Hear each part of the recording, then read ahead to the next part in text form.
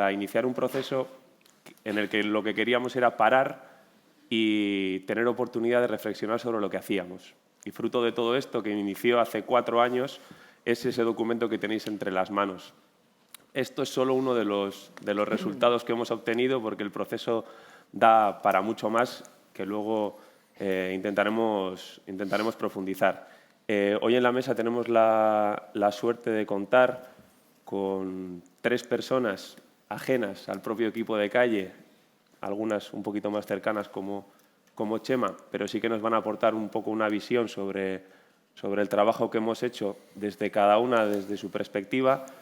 Y para empezar tenemos a Itziber Bañuelos y a César Martínez, que han formado parte del grupo motor de la investigación, junto con otras personas que me gustaría nombrar, como son Natalia Gil, Lucía Ceballos, Bea Casado, Miguel Ángel Navarro, Itziar Gandarias y Lucía Iturriaga, que también es parte del equipo de calle. A todas ellas me gustaría dar las gracias también, porque este ha sido un camino largo y que yo por lo menos he disfrutado mucho. Sin más, les quería dar la palabra a César y a Itziber para que os hagan un poquito la presentación del proceso de investigación y del documento que tenéis entre manos. César, Itziber. Vale, egunon. Bueno, a Itziber y a mí nos corresponde una cosa difícil, que es contextualizar un trabajo que ha durado 2 años y medio, creo que son como mucho 15 minutos entre los dos. Pero bueno, vamos a hacer una... Cuando me queden 2 minutos me avisas, ¿vale? Una contextualización rápida. A mí me toca, por ese lado, contaros un poco cuáles eran los objetivos iniciales del trabajo de investigación y cuál es la metodología, la lógica que ha tenido el proceso. Y luego ya Itziber os cuenta un poco algunos de los resultados, algunos de los contenidos finales a los que hemos llegado. Pero no voy a enrollar mucho porque si no se nos va. Con esto debería pasar. No me han dicho, pero no pasa.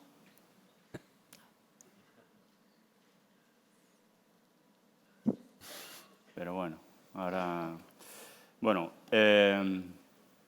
como antes se ha comentado, inquietudes de las propias personas que integran el equipo de calle de Bizitegui fueron un poco el pistoletazo de salida de este trabajo, ¿sí?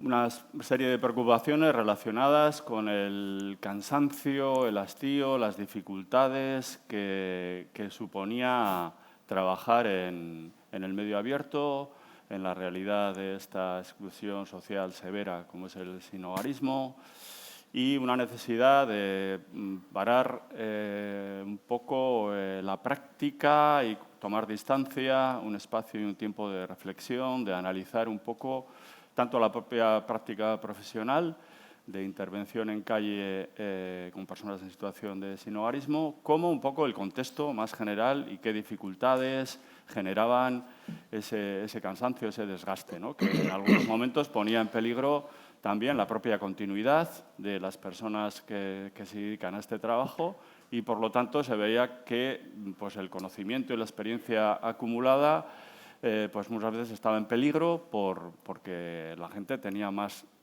ideas de dejarlo que de continuar y profundizar, ¿no? Estas un poco resumidas las inquietudes iniciales. A partir de eso, iniciamos un proceso anterior a la propia investigación que era ya en clave de la metodología que hemos utilizado. La mayor parte de personas que estáis aquí conocéis las metodologías cuantitativas mediante encuesta o las cualitativas mediante entrevistas, grupos de discusión con las que se abordan los temas sociales y la investigación en general. Y ahí empieza a ser más conocida, pero hay también una tercera corriente filosófica y metodología para abordar una investigación, que es las metodologías participativas, ¿no? La investigación-acción participativa y sus metodologías, ¿no? Desde el principio nos decantamos por ahí, por ese tipo de metodología, porque así, de alguna manera, Esto permitía, además de analizar información, construir conocimiento, también intervenir. Hacer ese refuerzo que se nos estaba solicitando desde las preocupaciones del equipo de calle. Y entonces, dentro de esta metodología, que ahora voy a comentar un poco algunos de sus rasgos, cómo los aplicamos a este proceso de investigación en concreto, lo que fue el primer paso, una vez acordamos que era muy interesante abordar esas inquietudes y esas preocupaciones que se estaban generando en el equipo de calle, fue decir, bueno, pues vamos a elaborar un proyecto que nos permita acotar un poco qué es lo que se va a abordar, reflexionar, etcétera, ¿no? Y entonces iniciamos un proceso anterior a la propia investigación, que es definir los objetivos, el alcance, la propia metodología, incluso de manera acordada, tanto con el equipo de calle, con Visitegui y con otros agentes y entidades que queríamos que luego participaran del proceso, ¿no? Eso fue un periodo de unos 3 meses en los que convocamos diferentes foros, reuniones, contrastes de los primeros borradores del propio proceso, de manera que todas las personas y entidades que luego iban a ser partícipes del proceso tuvieran oportunidad también de sentirse identificadas con lo que se iba a hacer, ver parte también de sus preocupaciones, de sus inquietudes en ese mismo proyecto, ¿no? Ese proceso previo dio lugar a definir la investigación-acción en base a estos 3 objetivos amplios que tenéis aquí, pero fundamentalmente el que más peso cogía, como veis, es este tema de abrir un espacio y un tiempo de reflexión con las personas integrantes del equipo de calle y luego aparecen ahí 5 subobjetivos que han sido un poco el eje principal del trabajo, ¿no? Luego, evidentemente, no podíamos abordar la práctica profesional de la intervención en calle sin escuchar a las propias personas sin hogar y cómo estaban percibiendo ese trabajo, cómo lo valoraban y también cómo valoraban y cuáles eran sus percepciones de los propios recursos y servicios que existen en la ciudad para las personas que están viviendo su situación, ¿no? Entonces, por eso también ese segundo objetivo. Y, por último, también era importante que el proceso habilitara un espacio para que otras entidades, tanto instituciones públicas como otras entidades que trabajan también en este ámbito, pues se incorporaran un poco a ese proceso de reflexión, hicieran aportes y sirvieran al mismo tiempo como un espacio para poder incidir con lo que nos contaran tanto las personas sin hogar como las personas integrantes del equipo de calle, que son, al fin y al cabo, las personas que en el día a día más cerca protagonizan el fenómeno del que se trataba la cuestión, que era la vivencia del sinhogarismo, ¿no? Entonces, esto era un poco, fue el inicio, y luego ya, respecto a la propia metodología y alguno de sus rasgos, una vez que definimos de manera consensuada, con una amplia gama de personas y de entidades, este proyecto inicial, otro rasgo distintivo de esta metodología de la investigación-acción participativa, o IAP, es que los propios grupos de investigación se configura de manera mixta. En este caso, como ha nombrado Eneco, pues estamos una serie de personas que trabajamos en la universidad en temas de investigación social, tanto en la UPV, en Parte Artus, como en la Universidad de Deusto, y también han formado parte de este trabajo y del grupo de investigación 2 personas del propio equipo de calle, ¿sí? Y luego a Itziber, de la consultoría Eraikis, que también se incorporó al proyecto. Esa configuración más mixta hace que, en este caso, Visitegui y el equipo de calle no solo sea objeto de investigación o tenga una relación de informantes con el proceso, sino que sean sujeto de la propia investigación porque se incorporan al grupo, ¿no? Entonces, esto también en este mini proceso anterior al propio inicio de la investigación también se definió así y se acordó que el grupo de investigación tendría esa configuración mixta o multilateral, ¿no? Vale, una vez puesto en marcha eso, y aprovechando estos 2 minutos que me quedan, esta sería un poco la lógica de un proceso de investigación, acción participativa, que parte de la acción previa que se está desarrollando ya en una determinada temática, en este caso la intervención en calle con las personas sin hogar, para abrir un espacio de reflexión y un tiempo de reflexión sobre esa propia práctica y identificar ahí elementos, pistas que permitan volver a la práctica, a la acción, con nuevos elementos y con otra capacidad de transformación de lo que se venía haciendo hasta ahora, ¿no? Todo eso, porque esta metodología viene de corrientes críticas de las ciencias sociales, de la corriente dialéctica, bebe mucho de experiencias de América Latina, con un afán de transformación social y de empoderar, de desarrollar capacidades en los colectivos, sujetos que menos capacidad de incidencia tengan en la temática que se trata, ¿sí? En este sentido, es una lógica de abajo arriba que quiere dar más voz y que se escuche más la voz, en este caso concreto, de las personas sin hogar y de las personas más cerca de las personas sin hogar, que son los propios trabajadores y trabajadoras de calle, ¿no? Entonces, por eso esa lógica, y ahora vemos un poco, para conseguir eso, qué espacios de trabajo se han generado durante esta investigación, ¿no? Como hemos dicho, el equipo motor o el equipo de investigación que ha tenido sus cambios en los casi 3 años que ha durado el trabajo, quitando los 6 meses de pandemia, confinamiento y vuelta a empezar, 2 años y medio sería el total. Las 4 entidades, las 2 universidades, más Visitegui, más Eraikis, pues también, y diferentes personas, pero además de eso, luego se han habilitado otros 3 espacios, que 2 de ellos de manera continuada y otro de manera más esporádica, pues también han permitido que la reflexión y el análisis de la información que se iba generando fuera más amplio y tuviera más voces y más miradas, ¿no? El primero de ellos es las propias entrevistas que se han realizado y los diálogos que hemos mantenido con 10 personas sin hogar, de diferentes edades, orígenes, socializaciones de género, etcétera, que evidentemente centrados en la valoración que hacían de la propia intervención del equipo de calle de Visitegui y también de los recursos y servicios que encontraban en nuestra ciudad. Muy interesante, en contraste con los que encuentran en otras ciudades, en otros países, etcétera, etcétera. Un segundo espacio de trabajo, seguramente el que más continuidad y el que más intensidad ha tenido, han sido talleres con el propio equipo de calle al completo, con sus 7 personas integrantes y también con el responsable de la unidad,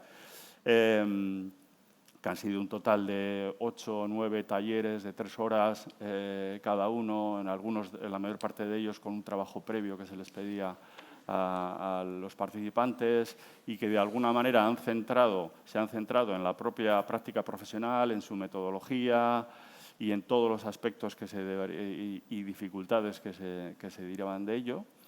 Y por último, un tercer espacio que le denominamos el Grupo Amplio de Contraste, que es un poco el espacio donde convocábamos periódicamente, aproximadamente trimestralmente, a las entidades, instituciones públicas, Ayuntamiento de Bilbao, Osakidecha, ¿quién más? Otras entidades que se dedican a este tema, como Cáritas, también la Comisión Antisida, etcétera. Y era un foro en el que íbamos volcando los avances que se estaban dando en el proceso, para contrastarlo, para que nos dieran aportes, pero también como un espacio de incidencia donde llevar la voz de lo que nos estaban diciendo las personas sin hogar y lo que estaba reflexionando el propio equipo de calle de cara a detectar elementos de mejora que muchos de ellos pasaban evidentemente por una mayor implicación institucional en sus políticas y en sus recursos para poder cambiar determinadas cosas, ¿no? Esto un poco ha sido la lógica del proceso, los espacios. Decía que el Grupo Amplio de Contraste ha tenido esta continuidad trimestral. Los talleres con el equipo de calle, pues también, bimensualmente, trimestralmente, han tenido esa continuidad. El equipo motor de la investigación, pues quincenalmente tenía sus reuniones, su reparto de tareas, etcétera, etcétera. Y la participación de las personas sin hogar, por las condiciones también que todos y todas conocemos en este foro, pues ha sido más esporádica, más esas entrevistas, aunque cuando terminamos el proceso también hicimos una sesión de devolución, que es importante en este tipo de metodología, de agradecerles los aportes que habían hecho y también, de alguna manera, devolverles el conocimiento que nos habían prestado para el proceso, ¿no? En un formato acorde a sus códigos, a sus circunstancias, etcétera, etcétera.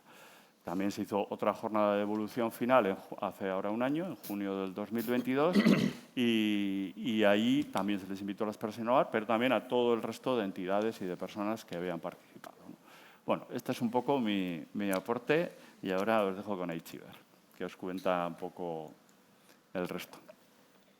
Bueno, yo voy a hablar un poco de los resultados, resumiendo, ¿no? Los resultados que luego efectivamente podéis encontrar en el informe que os lleváis, ¿no? en papel. A mí sí me gustaría destacar, al hilo de lo que ha dicho César y cómo se está presentando, ¿no? Todo el proceso del informe, que las personas que venimos de la intervención social y que estamos en la intervención social sabemos la importancia, ¿no? de poner en diálogo, por un lado, como se ha comentado, a entidades e instituciones, ¿no? a personas que hacen planes, que gestionan recursos de todo tipo con las personas de la intervención social y también con las receptoras, ¿no? de esos servicios, ¿no? que son las personas a las que acompañamos, pero también poner en diálogo a lo que son las personas que estamos en la intervención social, en el hacer principalmente, y a la academia, ¿no? que se dice, a las universidades, que es donde se sitúa gran parte o la mayor parte de la investigación, ¿no? La necesidad por parte de la intervención social de pararse a pensar en lo que hace y poder transmitirlo como buena práctica, como ejemplo o como creadores y creadoras, no de conocimiento, nos parece también pues, de vital importancia para la mejora de la intervención, para ser mejores profesionales, pero también para ser mejores personas, ¿no? Entonces, en poner el valor, el esfuerzo realizado por parte de todos los sujetos, ¿no? que han prestado tiempo, que han prestado conocimiento, desde las personas que viven en calle hasta las personas que están en las instituciones, pasando por todas las personas currelas de la intervención, ¿no? Y nos parece la fórmula, por lo menos una de ellas, ¿no?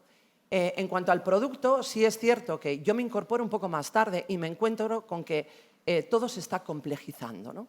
Porque al poner en diálogo a todas estas personas y agentes van saliendo reflexiones, algunas que tienen que ver con el objetivo principal, que era ¿no? hablar del trabajo que se hacía en calle, pero que nos van hablando y nos van dando claves para la comprensión de las situaciones personales, de cosas que nosotras o nosotros no habíamos detectado, pues que van enriqueciendo y a la vez complejizando. Y aquí viene nuestro trabajo de simplificar lo complejo, ¿no? Que esto es un arte.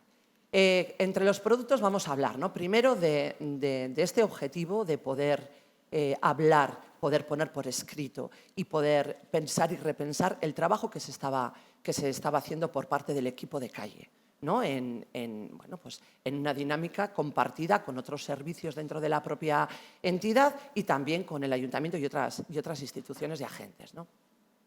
En este sentido, el trabajo que se hace a mí me parece interesante, ¿no? que si en algún momento podéis y tenéis tiempo para pararos a mirar solamente ya con la propia conceptualización, cómo se conceptualizan las fases, ¿no? los objetivos que se ponen, las acciones a las que se le dan importancia, ¿no? Ponen el centro todo el rato a las personas. Y no solamente a las personas con las que se interviene, a las que se acompaña, ¿no?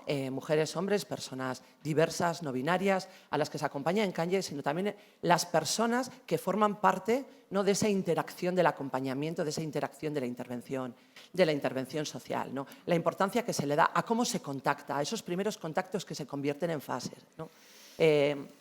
La importancia de construir, sobre todo con personas que no tienen o que tienen una carencia de vínculos significativos, eso, ¿no? que ayuda a que la vida funcione.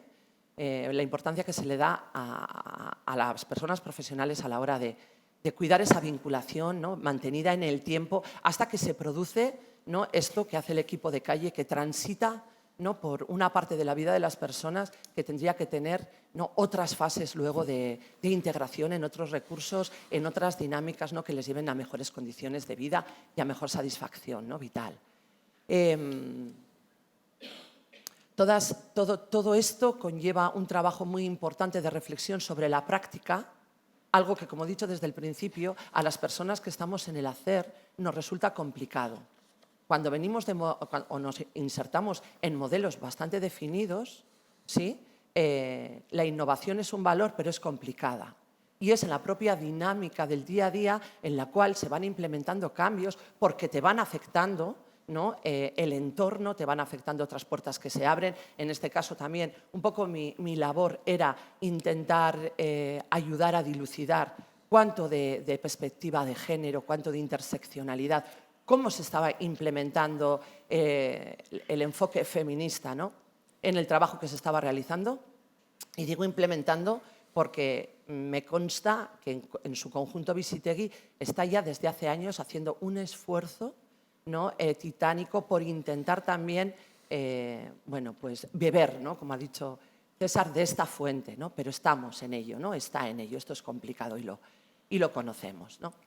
Con lo cual, uno de los primeros productos es efectivamente el definir, el poner nombre, el poner claves a la intervención que en estos momentos, en el aquí y en el ahora, está haciendo el equipo de calle para que sirva como análisis y poner en valor, o más en valor, que me ha encantado esto, ¿no? que se ha dicho antes en la presentación, lo que se está haciendo, porque te va a permitir implementar mejoras en esto que es dinámico, que es lo nuestro, la intervención, y luego también en que sea un referente para todas las personas que se van incorporando a este trabajo, a veces tan difuso como es el trabajar pateando calle, ¿no? Que digo yo, cuando estás fuera de los despachos, fuera de los servicios, fuera de esas cuatro paredes y te lanzas a la calle y tienes que poner orden en el caos, ¿vale? Que esto es un poco lo que hacen las personas que están trabajando en el equipo de calle, en el medio abierto. Por otro lado, también hay unos diálogos y unas entrevistas con las personas sin hogar. Yo siempre digo que hablar con las personas que trabajamos, a las que acompañamos, nos da siempre una gran cura de humildad, nos sitúa en la realidad, ¿no? Y en la realidad, me queda poco. Sí, en la realidad, ¿no? Y que fijaos, ¿no? Nos dicen un montón de cosas, nosotros y nosotras os queríamos pues lanzar esto, ¿no? Para ellos y para ellas lo importante es que comprendamos. Tenemos que evaluar, tenemos que hacer diagnósticos, sí, pero lo importante es comprenderles en su realidad compleja, ¿no? Y hablamos de interseccionalidad, ¿sí? De cada una de las personas con las que se trabaja, ¿vale? Y la experiencia y cómo experiencian sus procesos vitales, ¿no? Únicos. Importancia del buen trato. Hemos hablado mucho de la violencia durante todo este proceso de poder, de los diferentes lugares en los que se sitúan cada uno de los roles y personas que realizan esos roles, ¿no? Y sin embargo, ellos y ellas hablan de la importancia de la amabilidad, de la ternura, del buen trato, ¿no? Accesibilidad, el ser accesibles. Somos una herramienta y cuando hablamos de poner medios para que todas las personas accedan, no solamente es a los servicios como tales, a las instituciones, sino que ellas y ellos ponen en el centro a las personas, ¿no? Que trabajan y les acompañan. Necesidad de estar ahí, ¿no? De disponibilidad, ¿no? Por parte del equipo de calle, pero que podríamos hacerlo extensible al resto de agentes que trabajamos con personas, ¿no? La importancia del vínculo con la comunidad, de que el equipo de calle, que seáis, ¿no? Y hablo en nos, elemento de cohesión social, ¿no?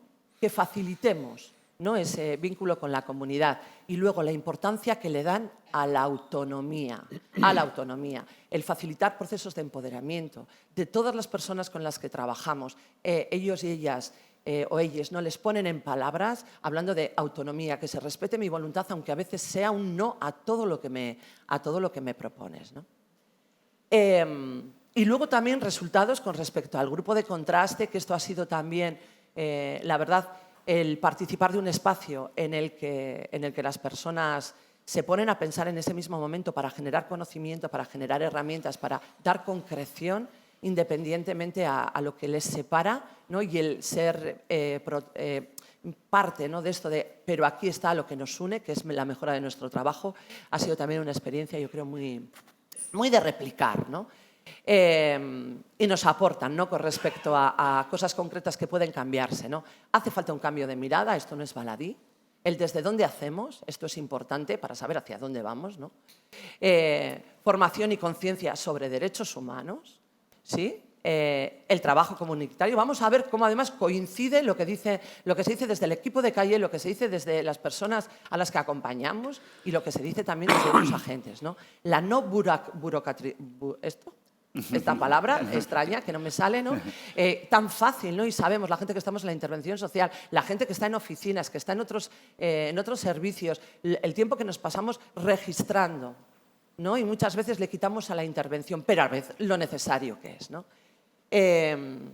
Continuidad y coherencia en la intervención y acompañamiento de estas personas, no cerrar las intervenciones y luego ya pasa a otras manos, yo ya no cuido ese proceso también para las personas que trabajan. Es importante los cierres, ¿no? Promover espacios de encuentro entre agentes, respeto de decisiones. Otra vez vuelve a salir también por parte de las personas que trabajan en estos, que son con estas personas, ¿no? La necesidad de respetar, ¿no? Y luego, claro, nos paramos muchas veces a pensar en las mujeres en situación de exclusión social severa, ¿no? Tanto a las mujeres a las que se las ve, como a las personas, ¿no? Que es siempre la gran incógnita, a las que no vemos y que sabemos que están ahí, que tienen procesos de exclusión diferentes, que están en lugares distintos y que no terminamos de acceder, ¿no? Tendrían que ser servicios céntricos y accesibles, de atención integral, que no tengan que ir a diferentes lugares todo el rato, ¿no? De baja intensidad porque llegan con, bueno, una experiencia vital y una situación de salud pues muy precaria. Accesibles, hablamos otra vez de interseccionalidad, ¿no? En todas sus diversidades, con apoyos concretos, no moralizantes, tampoco en todo lo que supone mandatos de género, no para ellos, pero no para ellas, ¿no?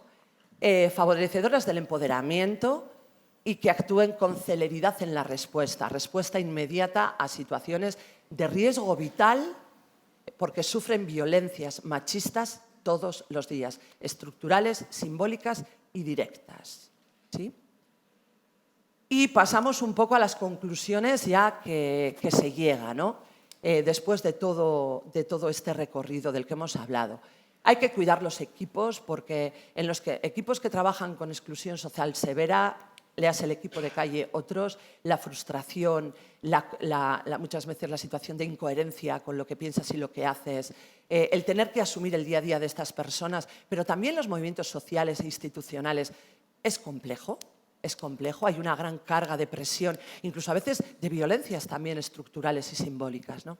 Pero también porque acompañamos a personas que han visto fracasadas sus intentos de ser hombres de provecho y mujeres de bien, ¿no? Desde la perspectiva de género interseccional, sí, cada uno con sus diversidades, que no han llegado a nada que pueda ser considerado digno, entre comillas, ¿no? Por la sociedad, y acompañamos culpa, vergüenza, miedo, incertidumbre y riesgos vitales. Sabemos todos y todas que la media de vida de estas personas es muchísimo más baja que la media, ¿no? Muchas personas mueren, ¿no?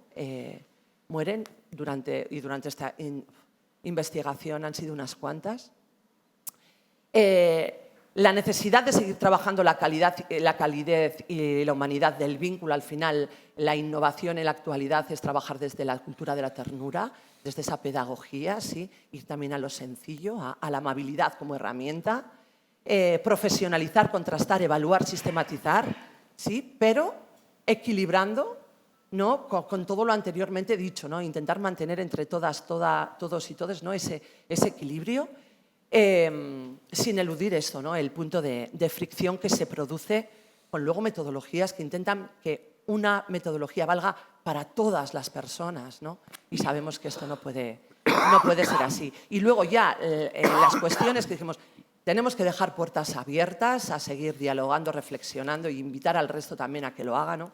Enfoque de género interseccional, cómo implementar en la práctica, ¿no? Vámonos de esas palabras tan grandes y vamos a ver cómo todo esto se va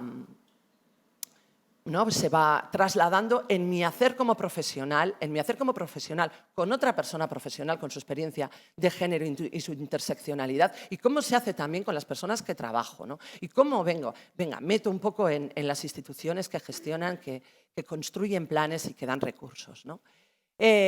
Conocimiento más complejo, integral de la realidad sin hogar, que cada vez es más heterogénea y diversa, ¿vale? Como personas y también como características. relación con la comunidad, esto es una asignatura pendiente, ¿no?, que siempre está ahí. Que hay riesgos psicosociales específicos en la intervención en calle por sus propias características, ¿sí?, y que también hay que pararse a pensar en esto. Y las relaciones entre las entidades del tercer sector y las administraciones licitadoras, ¿no? La importancia de mantener ese diálogo abierto en todo lo que nos une y puliendo aquello que no nos une, ¿no?, porque somos diferentes entidades. Y esto es un poco lo que se traslada en este informe, ¿no?, que os vais a llevar. Es que ricasco, Etxeber y César. Bueno, ahora vamos a contar con 3 personas que nos van a dar un poquito una visión desde otra perspectiva, que no es tanto la que hemos formado parte del proceso. Contamos con Chema Duque, que es subdirector del área de acción social, Juan Blanco, que es trabajador social y profesor de la Universidad Pablo Olavide de Sevilla, perdóname, y Elena Matamala, que es trabajadora social, profesora adjunta de la Universidad de Valencia y responsable del albergue El Carme de Valencia. Chema, te doy la palabra. Bueno, pues, egunon. Ya es difícil añadir algo. Yo simplemente voy a añadir alguna cosita, igual ordenada de otra manera, pero después de Etxeber ya es un poco difícil, ¿no? Bueno, a ver, yo lo primero quiero agradecer este trabajo, ¿vale? Quiero agradecer que una serie de personas, ¿no?,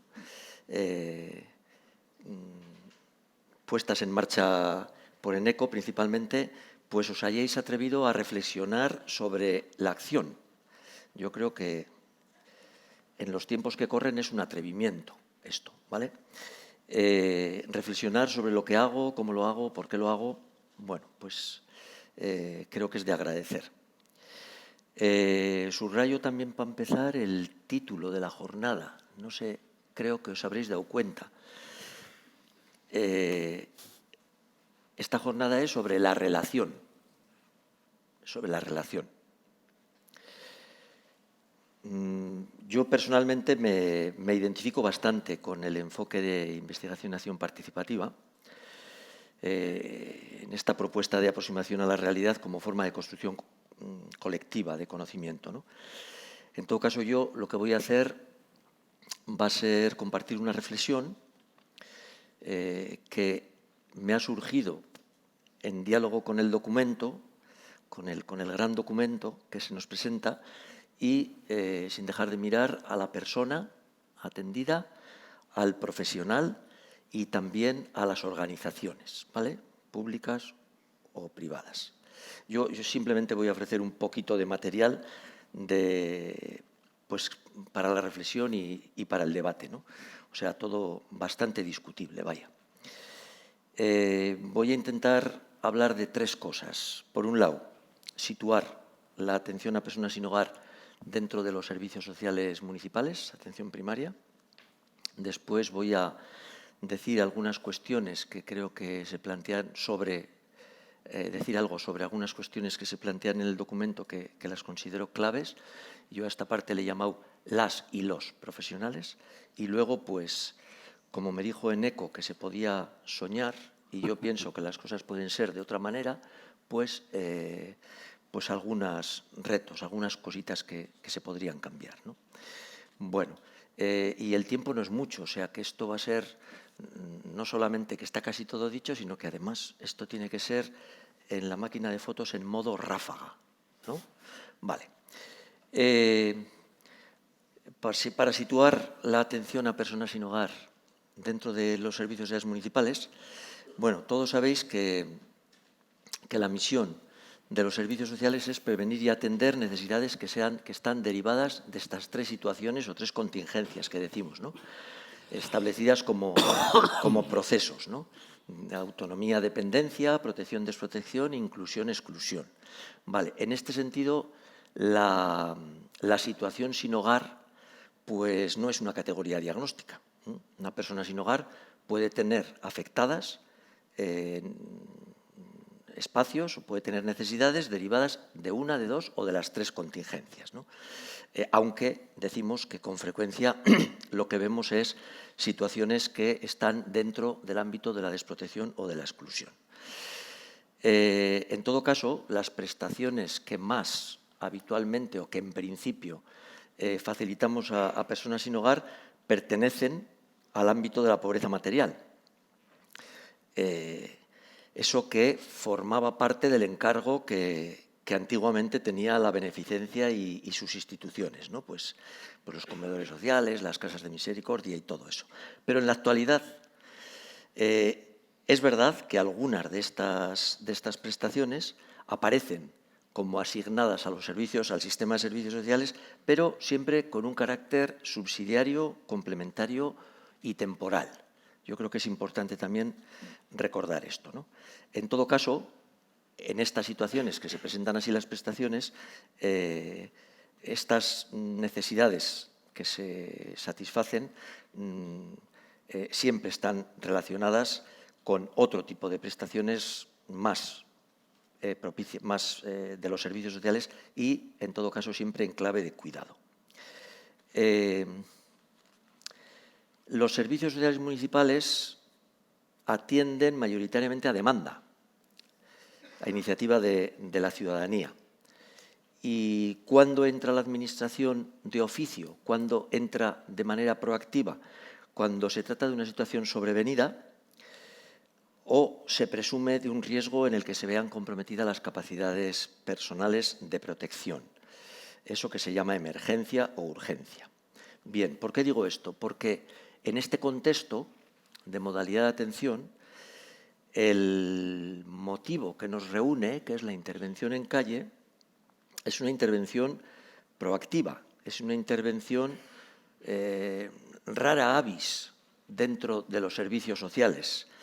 Es una excepción, es una anomalía incluso en la política social, ya que implica una metodología de acercamiento, ¿no? ¿Qué se pretende? Se pretende provocar, favorecer una máxima proximidad y facilitar a estas personas sin hogar el acceso a profesionales y a la red de servicios sociales. Y también digo esto porque podemos preguntarnos, o deberíamos preguntarnos muchas veces, si esta proactividad pone en riesgo la libertad y la autonomía, ¿no?, de una persona a la hora de tomar la iniciativa de solicitar apoyo. Bueno, empieza el drama. Vamos a ver.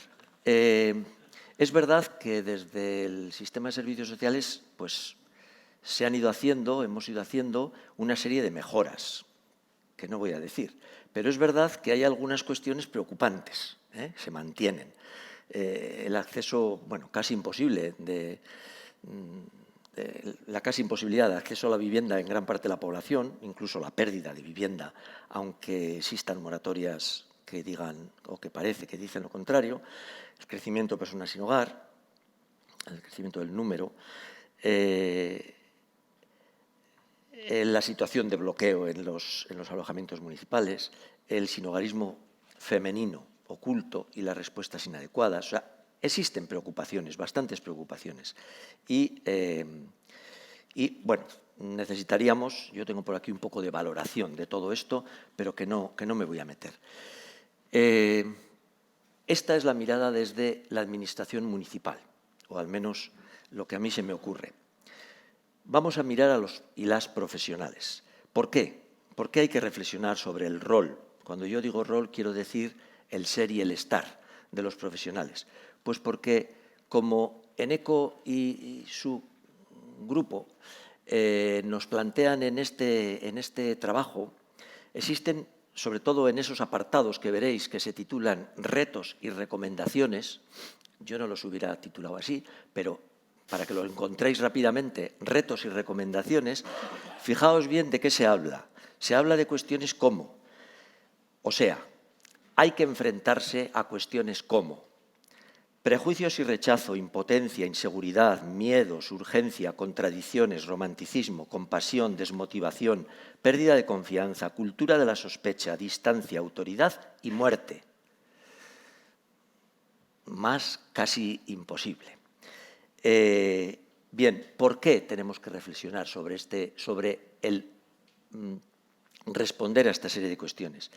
Porque en la práctica, muchas veces vemos que los profesionales respondemos o tenemos el riesgo de responder desde posiciones que, en mi opinión, son peligrosas. Y estas posiciones son, pues, un principialismo ético, los principios sobre todo, un paternalismo o incluso todo el discurso del merecimiento. Bueno, esto da para mucho menos de lo que yo me imaginaba. Vamos a ver, yo ante todo este trabajo que nos propone este grupo, esta investigación, yo hago una propuesta ética. Hago una propuesta ética en el sentido de que en esta intervención social, en estos servicios sociales de trabajo con personas, de atención a personas en máxima vulnerabilidad, creo que podemos, yo pienso que debemos, echar mano, servirnos de concretamente 4 éticas, que no vamos a hablar absolutamente nada, pero que os digo los títulos. Ya las conoceréis muchos, muchas, y los que no, pues ya estudiaréis. Creo que tenemos que echar mano, tenemos que servirnos de la ética kantiana en el sentido de la defensa de la dignidad y del rechazo de la instrumentalización de estas personas y de la construcción de una vida autónoma. Tenemos que servirnos de la ética dialógica, llamada dialógica o comunicativa, porque defiende el debate y la deliberación, y además el contar con las personas afectadas para cualquier norma, para cualquier criterio que participen en el debate sobre la incidencia y la consecuencia de estas normas en su vida. Y tenemos que contar con la ética de la virtud, es decir, una ética de servicios sociales necesita principios y necesita valores, pero todo ello ha de concretarse en virtudes que no es otra cosa que responder a la pregunta ¿qué es un buen profesional? ¿Y qué es lo importante en esta profesión? ¿Qué es lo que da sentido a una profesión? Y con Adela Cortina diré que lo que da sentido a una profesión es lo que ella llama el bien interno. En nuestro caso, el apoyo a la capacitación o empoderamiento de la autonomía de las personas, del cuidado y de la convivencia. Y, para terminar, creo que tenemos que servirnos también de toda la corriente, la ética del cuidado y de la compasión. No me da tiempo a decir nada de esto. Vale, aparte de las éticas, yo os hago esta propuesta ética teniendo en cuenta la referencia a estas 5 éticas, también a una serie de principios que de cara a los servicios sociales selecciono: principio de dignidad, principio de justicia, principio de beneficencia, no maleficencia, principio de empoderamiento y principio de responsabilidad. Y como colofón y como concreción, creo que tenemos que trabajar entre nosotras y nosotros el discurso de las virtudes profesionales. Las virtudes profesionales son, en definitiva, una manera de hacer y una manera de ser profesional. En la selección de los profesionales creo que hay que tener en cuenta la competencia técnica, pero también el compromiso ético. Compromiso ético que a veces decimos, ¿esto cómo se mide? Pues una buena forma de medirla es comprobar la satisfacción de las personas usuarias en el trato que le ha dado ese o esos profesionales. Bien, se puede hablar de qué virtudes, porque diferentes autores, esto no es cosa mía, desde luego, yo he hecho una pequeña síntesis, pero se podría hablar de qué virtudes son las más así, las que aciertan más en nuestro caso.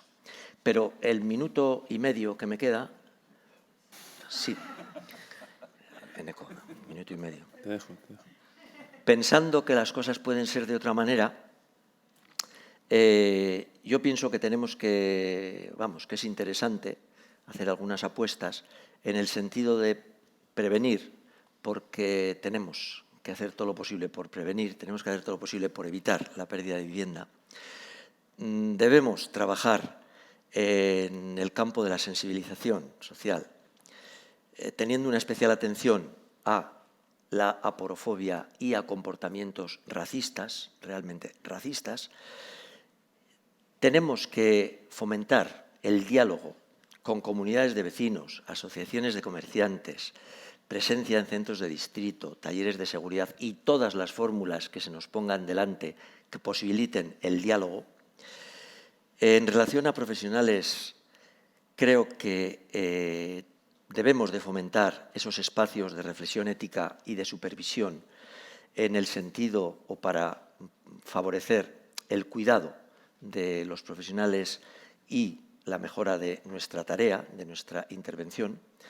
Y debemos de poner especial atención entre nosotras y nosotros a comentarios y actuaciones que son relacionadas pues con el odio al pobre, con el paternalismo, con el racismo y con la meritocracia. Discursos, a mi entender, bastante peligrosos. En relación a las administraciones, pues yo propondría 4 cositas. Una mayor integración de, concretamente, la intervención de calle en la estructura municipal, en la estructura de servicios sociales municipales, una estructuración en todo el trabajo que se hace con la atención diurna.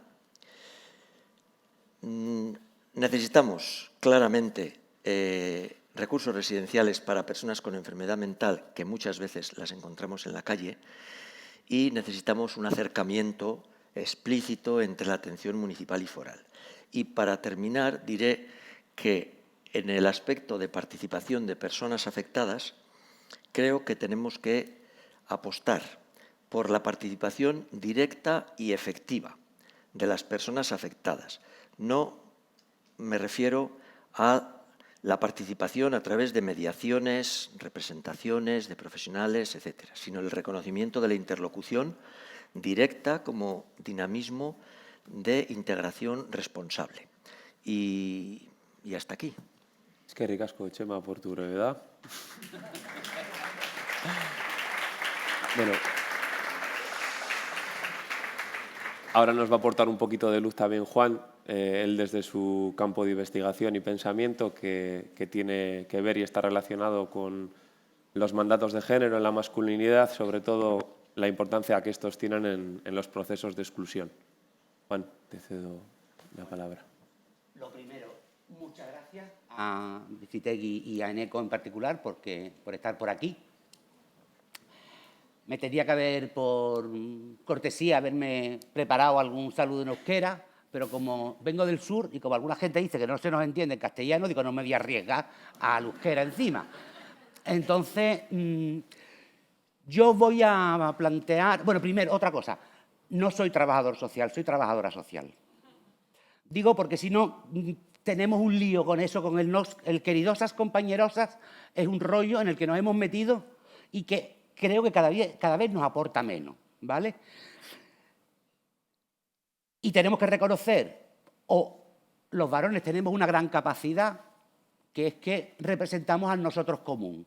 Entonces, como dice Spiderman, quien tiene una gran capacidad también tiene una gran responsabilidad. Por lo tanto, renunciar a ese. En el caso de trabajo social o educación social o la mayoría de ciencias sociales y la intervención, estamos hablando de mujeres. Por lo tanto, creo que es más lógico que entre todas las que estamos aquí utilicemos el nosotras como elemento común de referencia que nos identifica como personas que trabajamos en la intervención, de manera más o menos directa, ¿no?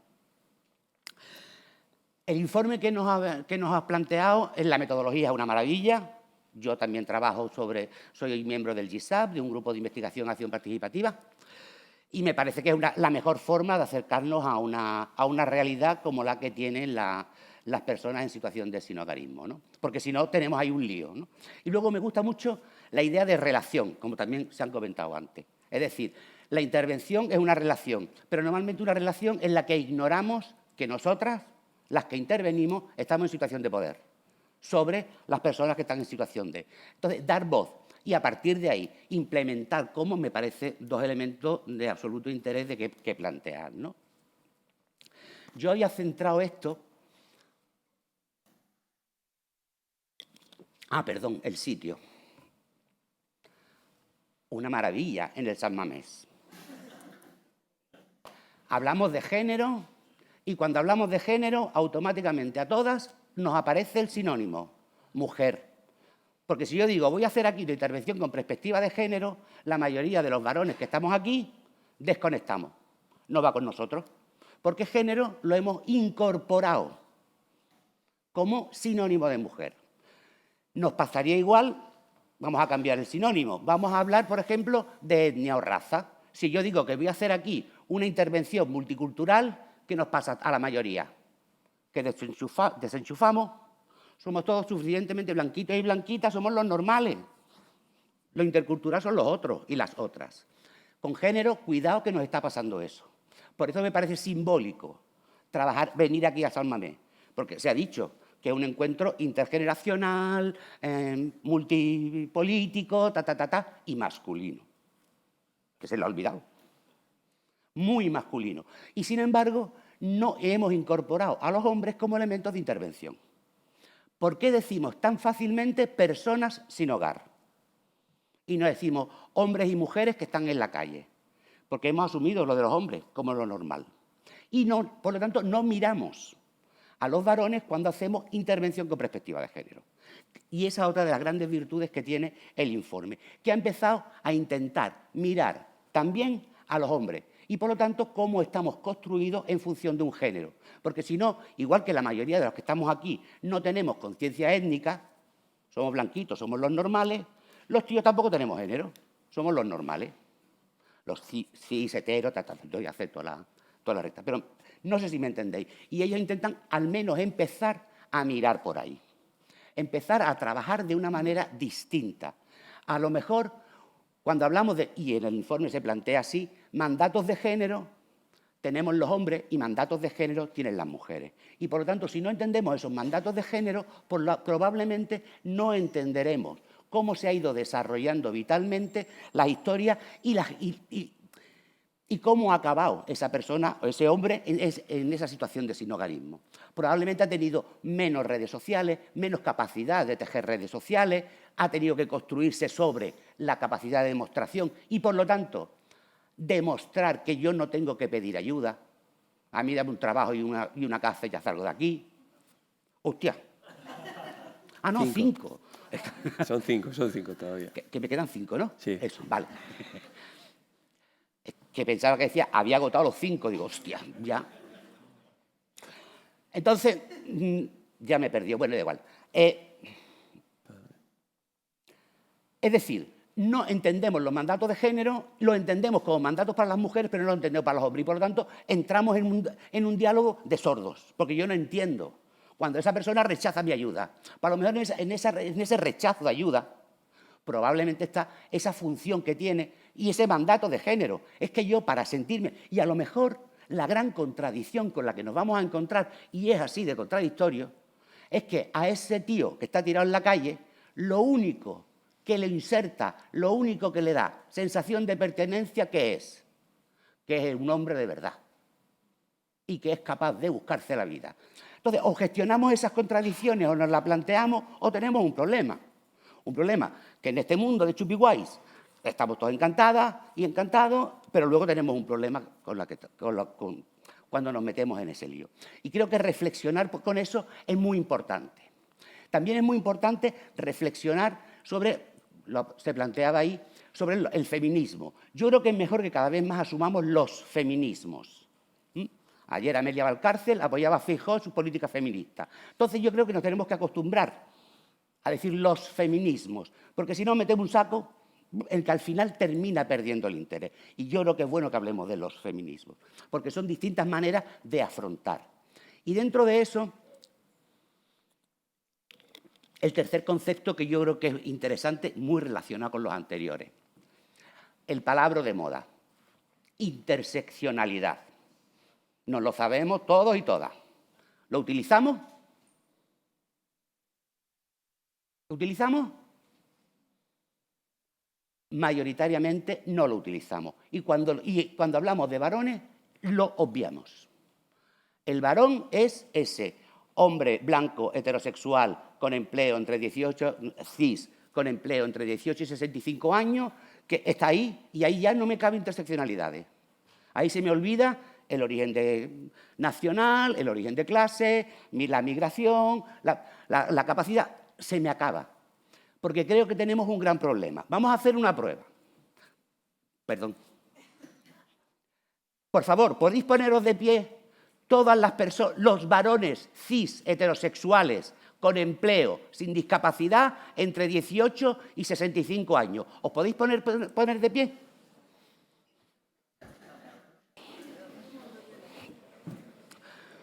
Pues, gracias. Si nos quedamos... Hostia, que me he venido aquí. Si nos quedamos con la idea que estamos utilizando, esto es el patriarcado. Estos señores que son un encanto, que están aquí, que se están bringando, que están haciendo un montón de cosas porque estamos confundiendo, ojo, un concepto teórico, que es ese modelo de masculinidad al que se aspira, con todos estos tíos que están aquí. Es como si yo planteara H2O es agua y pensara que eso que está en el laboratorio, que se ha definido así, luego me lo encuentro en la calle, en los charcos. No, yo no bebo H2O. Sentaros, por favor, y perdón por... ¿Me entendéis? No sé si me explico. Pues esa interseccionalidad no la terminamos de incorporar, no terminamos de incluir. Y, por lo tanto, no entramos. Y por eso es tan importante que lo hagamos hoy en San Mamés. Porque no entramos en los espacios de masculinidad y, por lo tanto, no podemos discutir. Y no podemos generar y entender esa diversidad con la que probablemente nos vamos a encontrar. Una diversidad que tenemos un problema. La gran mayoría de personas que intervenimos también tenemos una ideología, como se decía antes. Yo tengo una idea ideal a partir de la cual trabajo y una preconcepción de... Cuidado, porque a veces vamos con esa preconcepción. Y yo creo que estamos en un terreno muy complicado. Incluso en el caso de las personas sin hogar, a veces, o del sinhogarismo, donde las construimos. Yo he trabajado bastante tiempo en Polígono Sur, lo que conoceréis todo el mundo en Sevilla como las 3.000 viviendas. Bueno, pues en las 3.000 viviendas no hay personas sin hogar. Ahí no hay programas para personas... Bueno, algunos hay, pero vamos. Mayoritariamente, ¿dónde están las personas sin hogar? ¿Dónde está el sinhogarismo? En el centro, los cajeros, donde yo veo. En las 3.000, allí lo que hay que es drogadictos, tirados, pobres. O sea que, ojo, cómo construimos también y cómo se construye desde la intervención y desde los servicios sociales los distintos modelos. ¿Vale? Me callo. Que sirva esto como cebo para un taller que luego vamos a tener a las 3:30. Y sobre todo, gracias por permitir dar mi opinión sobre este tema, que me parece que el trabajo ha sido genial, que el esfuerzo es increíble y creo que también las medidas de participación hacen... En demasiadas ocasiones nos va a pasar como en la Escuela de Chicago en finales del 19, principios del 20. ¿Vale? Las trabajadoras sociales trabajaban en los barrios haciendo los mapas, haciendo los informes y tal, y luego sus novios en la universidad hacían sus grandes teorías sociológicas. Entonces, tenemos que apropiarnos de esas historias, ¿vale? Y muchas gracias a todas. Gracias, Juan.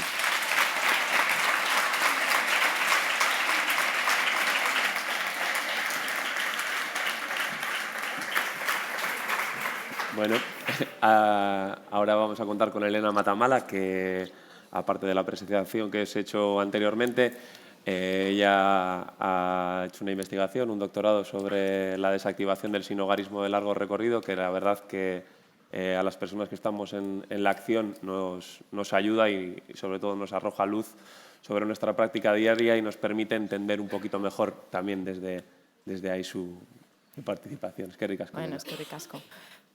Después de todo lo que se ha dicho ya, pues eso, poco que aportar, ¿no? Entonces, según ibais hablando, ¿no? Me iban viniendo distintas ideas y creo que me parece que lo más relevante sí que está comentado.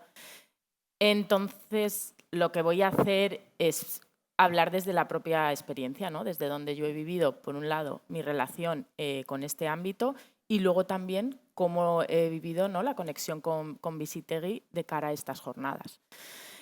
Bueno, en el caso de las jornadas me contactó Eneco y proponiendo, ¿no? Lo que se iba a hacer y nos pasó el informe para que le echáramos un vistazo de lo que se había hecho.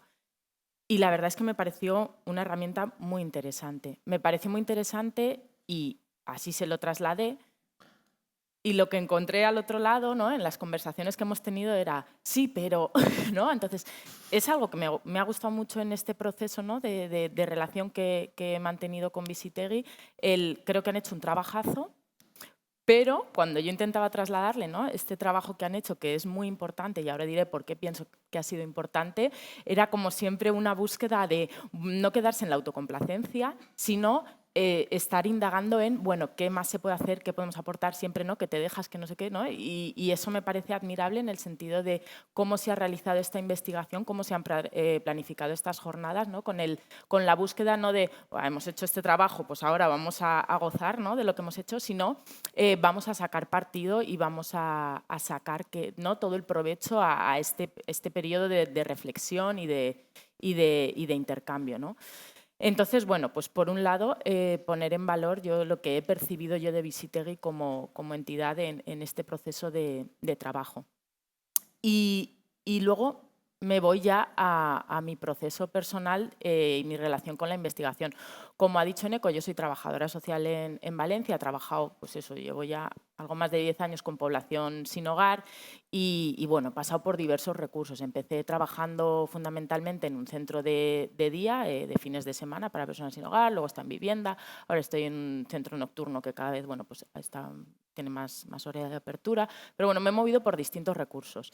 He trabajado fundamentalmente desde reducción del daño, que bueno, como sé que hay un público diverso y sé que hay personas que están muy vinculadas al tema del sinhogarismo, pero hay gente que no está tan vinculada, pues porque he visto que no, por las inscripciones había gente de Osakidecha, bueno, había así como variedad, pues bueno, dentro de la intervención con población sin hogar, pues un enfoque de primar, ¿no?, la reducción del daño en la persona antes de que, pues eso, de la normativa, de la burocracia, ¿no?, que como comentaba Itziber, ¿no?, la burocratización de nuestra intervención, pues bueno, intentar llevar eso para ir estableciendo vínculo y cubrir unas necesidades básicas y a partir de ahí trabajar.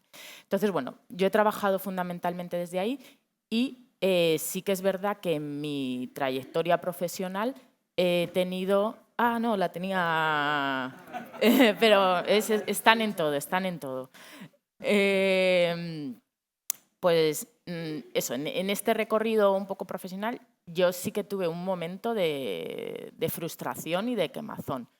Y esto me pasó pues porque es un trabajo que es exigente, ¿no? Hablábamos de los riesgos psicosociales, ¿no?, para profesionales. Y esto lo vincula cuando yo leía el informe, ¿no?, había muchas cosas que me resonaban a mí, ¿no? Y establecía como un camino paralelo que habéis podido vivir más en grupo con cómo yo lo he vivido, porque yo empecé a investigar, ¿no?, sobre mi práctica profesional, que es, pues el resultado fue el doctorado, la tesis y tal.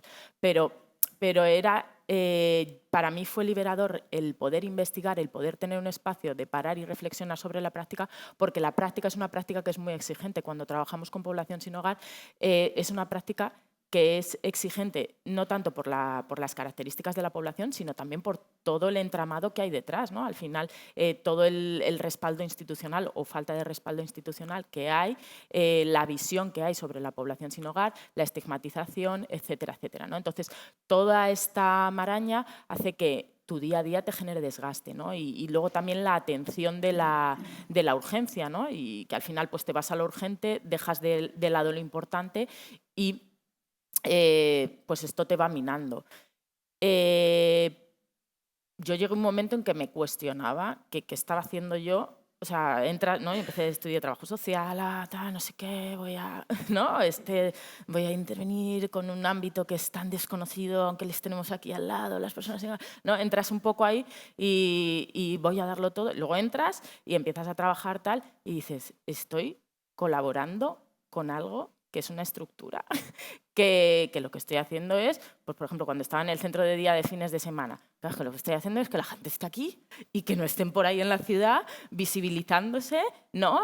Un sábado y un domingo, con lo bonita que está Valencia y lo turistificada que está ahora, pues lo que estoy haciendo es recoger a la gente que puede molestar en esa fotografía del turista. O sea, yo tenía esos sentimientos muy encontrados y de hasta qué punto el trabajo que yo estaba haciendo era colaborar a meter debajo del felpudo todo lo que no queda bonito en la ciudad. Y hasta qué punto la intervención que yo hacía, la actuación, eso llevaba a algo, porque también cuando estás trabajando, yo no sé si os ha pasado, pero tú al final estás trabajando con el malestar social constantemente. Y es verdad que esa gente es una población móvil y que la gente va pasando y hay quienes mejoran su situación, pero como tú estás viendo todo el tiempo a gente que está en un momento complicado, pues al final todo eso, ¿no? te lo vas tragando y eso te va generando pues eso, una frustración o un malestar. Y bueno, ahí es en el momento en el que tuve la posibilidad de poder generarme un espacio para investigar sobre esta realidad. Y eso me permitió distanciarme y empezar a colocar cada cosa en su sitio. Y para mí fue una experiencia muy liberadora, ¿no? Entonces, yo no sé si aquí se ha vivido igual, la sensación que me daba o la percepción que he tenido cuando hablaba con el equipo es esa, ¿no? Que nuestra práctica es dura y ya no hablo solo de población sin hogar, pues aquí yo creo que la mayoría trabaja con personas o desde el voluntariado, desde donde esté. Y esto es maravilloso y lo maravilloso de todo es que creo que es mi suegra a la que le está sonando el Aurrescu. Esto ya es... Esto es épico. Bueno... Es que está aquí, que es de Bilbao. Yo vengo de Valencia, pero ella está en Bilbao. Que esté aquí. Y esto es en San Mamés, no se lo podía perder. Bueno, pues como decía, la investigación para mí fue muy liberadora y porque te permite distanciarte y te permite obtener claves de, vale, ¿desde dónde estoy haciendo yo esto? Conozco la estructura, relativizo también el peso que yo pueda tener. Eso no quiere decir que yo no ponga toda la carne en el asador, pero también relativizando de dónde van los resultados, que no dependen de mí, pues depende de hasta dónde puede llegarse por el marco, depende también desde la persona en qué punto está y lo que quiere en ese momento, ¿no? La autodeterminación, generar autonomía. Entonces, en ese sentido, para mí, investigar es importante y, bueno, pues a lo mejor no te puedes plantear todos los días desde un equipo vamos a hacer una investigación de estas dimensiones, porque tu trabajo lo sacas igualmente y, aparte, generas un espacio para investigar. Y yo me imagino que esto pues habrá generado también para vosotros y vosotras una carga, ¿no? de sacar todo esto. Entonces no te lo puedes permitir, pero bueno, ir interiorizando cómo en los equipos, en las prácticas diarias, tener esos espacios de reflexión, de poder darle una vuelta a lo que estamos haciendo. Y darle una vuelta también porque nos empapamos de todos los discursos que hay criminalizadores de la pobreza, nos empapamos de todos los estigmas y yo me he visto a mí misma reproduciendo todo esto, ¿no? Entonces, tampoco me voy a estar fustigando y dándome con un látigo, pero si tengo un espacio donde poder reflexionar sobre ello, donde mi equipo me ayude, ¿no? Y esto creo que es muy importante, la honestidad dentro de los equipos, el poder hacer un espejo y un feedback, porque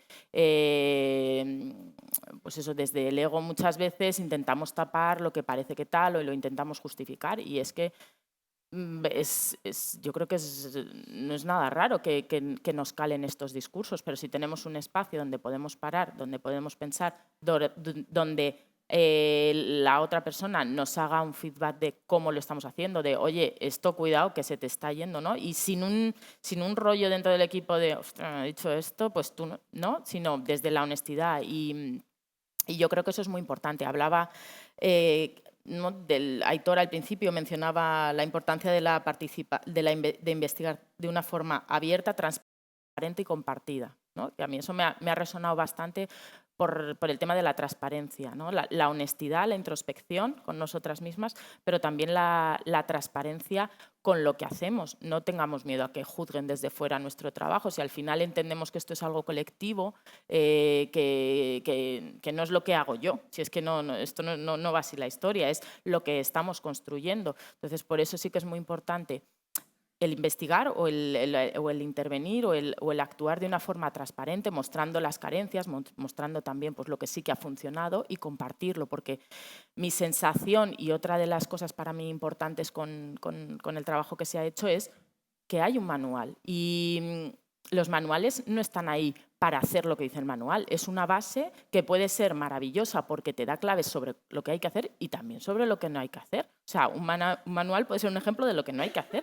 pero ya te permite tener una base sobre lo que tú discutir, sobre alguien que empieza de nuevas, tener una herramienta que le permite cuestionar. Y eso a mí, en nuestro ámbito, creo que es bastante escaso. Sí que tenemos como mucha teoría, ¿no?, de el etos, la exclusión social, el no sé qué, ¿no? Nos vamos con todas estas cosas, pero luego en lo práctico, que es lo que se demanda, hay poca herramienta. Y yo que estoy en el grado de trabajo social en Valencia, allí las alumnas sí que comentan la falta de cosas aplicables, ¿no? de elementos aplicables. Y yo creo que eso es algo de lo que pecamos, pues posiblemente por la falta de tiempo.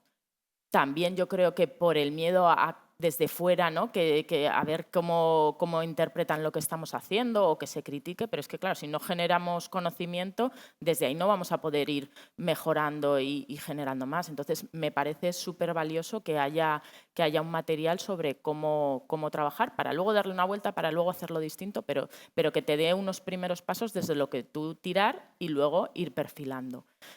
Y bueno, yo creo que más o menos no me vas a tener que cortar, porque como luego también está el taller de la tarde, sí que quería dar como esas ideas así claves y luego pues poder hablar, ¿no?, de cuestiones a lo mejor más, si hay dudas.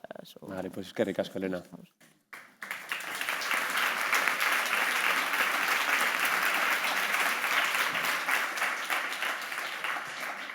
Bueno, ahora ya sé que andamos un poquito ajustadas de tiempo, pero sí que queríamos plantear dos preguntas.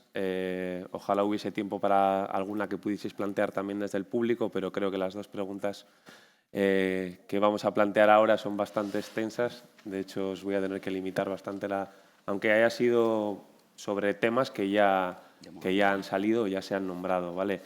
La primera pregunta tiene que ver porque durante el proceso nos ha costado mucho y es una dificultad que nos hemos ido encontrando con esto de implementar el palabro de la interseccionalidad y la perspectiva de género de una forma real y aplicable. Es algo que nos ha ido generando como con mucho trabajo, mucha reflexión y mucha autocrítica, ¿no?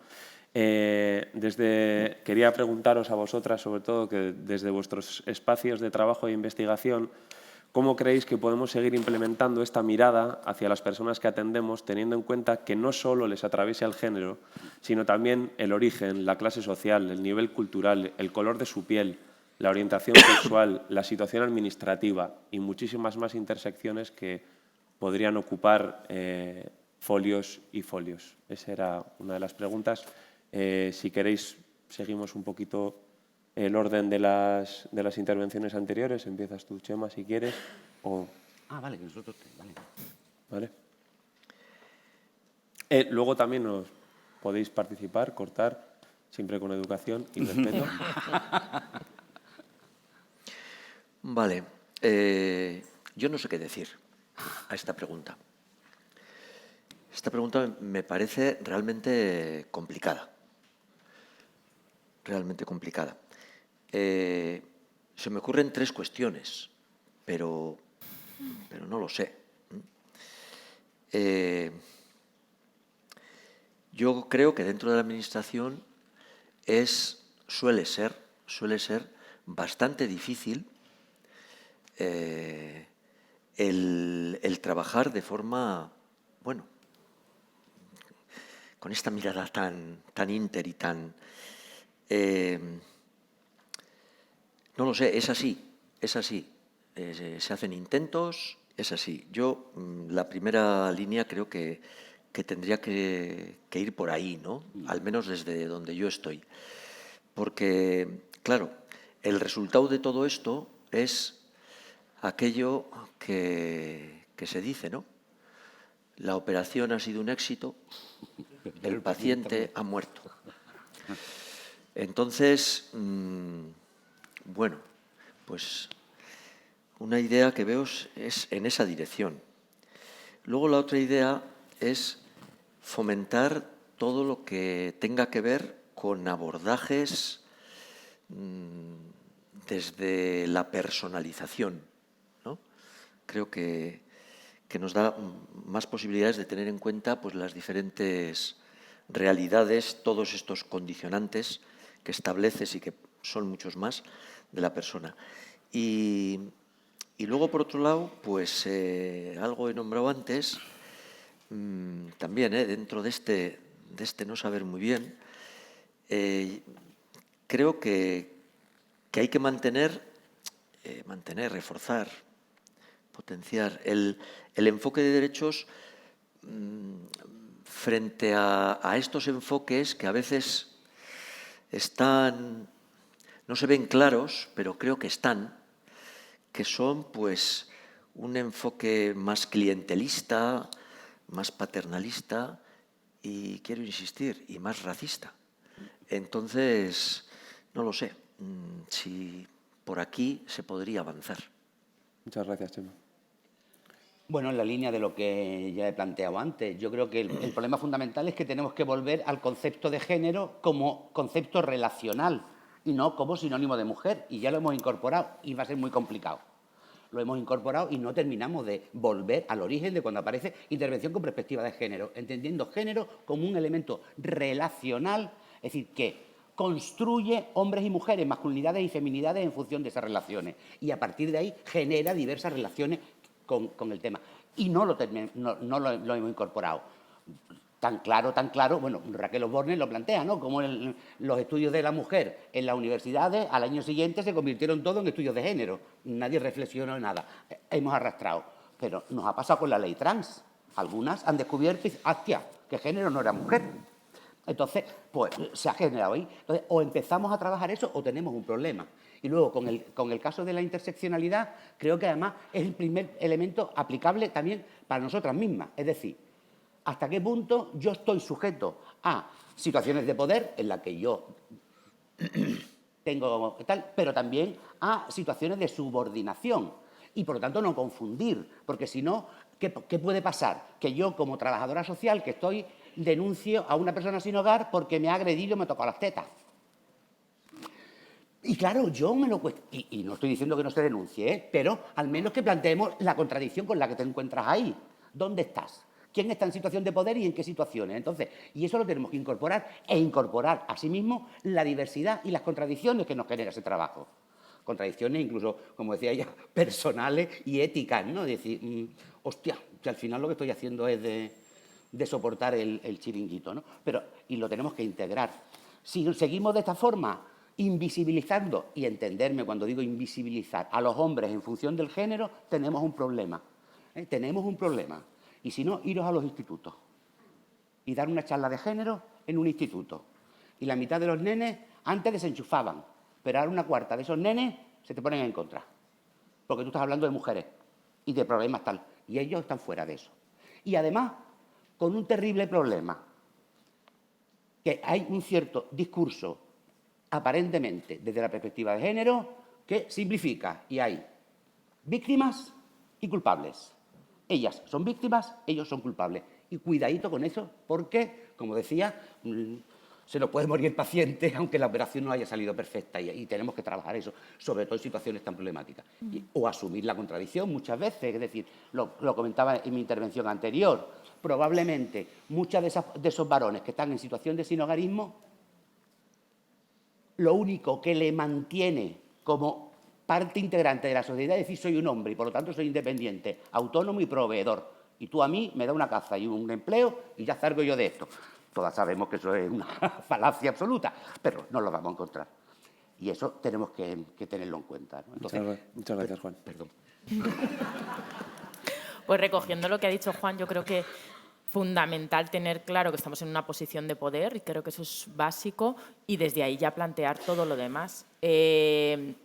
Creo que también es importante al final, ¿no? Estamos como en un mundo muy atomizado donde cuando he hecho la representación de quiénes estamos aquí, ¿no? Al final estamos en parcelitas y vivimos y convivimos y nos relacionamos con determinados sectores de la población que paralejo representa toda la heterogénea. Entonces, claro, es como si yo me estoy relacionando con personas que piensan ideológicamente como yo, pues al final poco voy a tener que ver o poco voy a poder comunicarme con una persona que está en el otro polo. Si vivimos y nos relacionamos y nos movemos en ambientes de gente que ve las cosas como las podemos ver, luego es muy difícil acceder y poder tratar y poder relacionarte de una forma más o menos horizontal con personas que ven las formas o que han tenido unas situaciones, unas vivencias diferentes. Entonces, por un lado, a mí me parece importante no solo hablar de nuestra práctica profesional, sino nuestra vida cotidiana, ver en dónde nos estamos moviendo y ver con quién nos estamos moviendo. Si queremos reafirmarnos en lo que pensamos, pues maravilloso, seguiremos así, pero si lo que queremos es poder relacionarnos con personas que han tenido unas trayectorias vitales diferentes, que han tenido las cosas muy complicadas, pues tendré que ver, ¿no?, qué espacios encuentro para poder generar ese intercambio y que luego me permita intervenir o trabajar o relacionarme desde una forma más horizontal. Yo creo que eso es importante. Y luego, por otro lado, también, y vuelvo al tema de la importancia de la investigación, de parar, de reflexionar. Es necesario tener un marco teórico y tener unas claves que luego las puedas trasladar a la práctica, porque yo, por ejemplo, puedo trabajar con mujeres sin hogar y si yo no conozco que más del 60% de las mujeres que están en situación de sin hogar han sufrido violencia de género, yo eso luego no lo tengo presente cuando hablo con esa persona, ¿no? Y entonces es importante tener esos marcos para luego, cuando yo me relaciono, poder entender mejor esa persona por qué está reaccionando en ese momento así, porque a veces lo ignoramos y lo vivimos todo como, o por ejemplo cuando, ¿no?, dice Juan, me ha tocado la teta, pues lo vives como una agresión, es que me ha agredido, es que no lo podemos, y es que esto yo lo veo muchísimo, no lo podemos permitir como mujeres, tal. Vale, bueno, que no digo que no, pero vamos a contextualizar las cosas y si yo no quiero es que esto pase, vamos a ver desde dónde tenemos que trabajar, no el punitivismo directo de tacatá, ¿no? Pues vamos a ver cómo lo integramos y pues eso, yo creo que para eso es importante tener el marco, distanciarnos y contextualizar y entender de dónde vienen las cosas, no vivirlo tampoco todo como un ataque personal, porque pues, al final muchas veces tú posiblemente seas la figura más cercana que ha tenido esa persona en un contexto de desarraigo y a veces volcará contra ti cuando no esté bien. Entonces tú eso tampoco te lo puedes coger como... A mí me ha pasado que a veces es como, ostras, me ha pillado y me ha ido ahí a la yugular. Pues sí, posiblemente, pero porque estás muy cerca, ¿no? Entonces... distanciarse, ver desde dónde viene, ¿no? Y yo creo que la distancia al final es lo que te permite muchas veces poder situar las cosas y dar perspectiva y ver desde dónde trabajar y es la forma ¿no?, de incorporar ya no solo la cuestión de género, sino todo el tema de la racialización, todo el tema de la clase. Al final es que estas personas están viviendo han crecido o están ahora mismo en otra situación, ¿no? Pues la edad, el edadismo, todas estas cosas, pues conocer con qué población trabajamos nos permite luego también situar determinadas cosas que ayudarán a nuestra práctica, yo creo. Es que ricasco, Elena. César, Aichiber, ¿queréis aportar algo? Tenemos la siguiente pregunta que también es interesante. Sí, decirlo. Vale. Dejas, vale. Sí, os dejo. Si queréis aportar. Bueno, yo sobre este tema de cómo incorporar la mirada interseccional a la temática que nos ha traído hoy, quiero decir dos cosas. Una más general. Yo creo que precisamente desde el pensamiento feminista se ha ido incorporando, ¿no?, esta propuesta de mirada interseccional y a mí me parece como imprescindible para entender el mundo en que vivimos, que es profundamente clasista, profundamente patriarcal, profundamente racista, y eso tiene unas raíces históricas que convierten muchos de esos problemas en problemas con tintes de irresolubles, incluso por la complejidad luego en la cotidianidad y en la calle, y también para ubicarse uno mismo en ese mundo, donde está, ¿no?, desde esos ejes. Y ser más consciente pues eso, de las ventajas, de los privilegios, etcétera, etcétera, ¿no?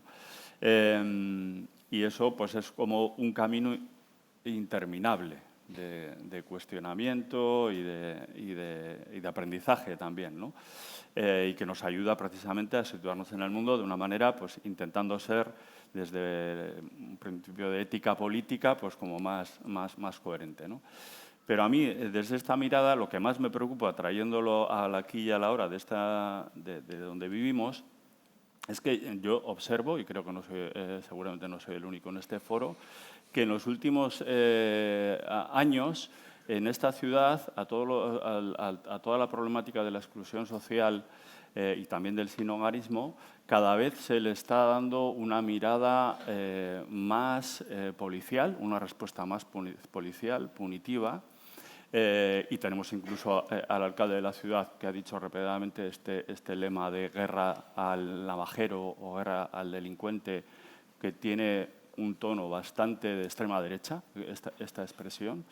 Y le veo un componente, antes he aludido también a la necesidad, ese discurso aprofóbico, racista, etcétera, etcétera, tiene mucha fuerza, está penetrando a las personas que deciden políticamente qué recursos se dedican a qué, si se dedican más recursos a la policía o más recursos a la intervención social que intente entablar los problemas de convivencia, de delincuencia, etcétera, abordando un poco las causas estructurales, ¿no? Entonces, a mí esta deriva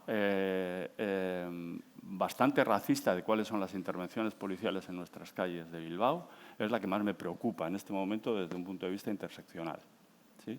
Y creo que penetra muchas cosas, penetra las decisiones políticas, incluso puede penetrar, como lo habéis aludido a ello, el propio trabajo de los profesionales de la intervención social.